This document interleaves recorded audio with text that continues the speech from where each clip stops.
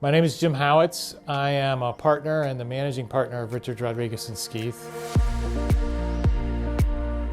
So the first thing that you need to know about doing business in another state is whether or not you're actually, quote unquote, doing business in that state. Every state has a different law. They follow a pattern generally, but you need to check the law of that particular state.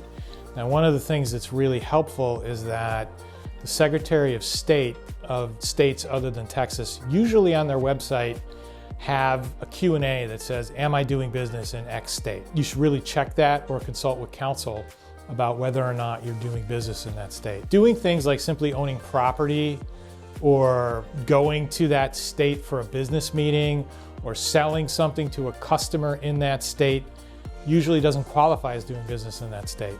Having an office in a particular state or having employees, that qualifies as doing business in a state in most states. If you are doing business in a state other than Texas, you need to go to that state and you need to register as a foreign entity. And what it is the state wants to know who you are and how they can contact you, and basically if they're gonna serve you with a lawsuit, how they can get a hold of you. It's a pretty simple process and we can walk you through it. The other thing that you need to think about is whether or not you need to register with that state's taxing authority or labor authority or employment authority. If you have an employee in another state, you're going to need to pay that state's employment taxes, and that employee is going to be subject to the employment laws of that state. And that's a big point because their laws are going to be different from Texas. And you really need to work with counsel on figuring out what those differences are.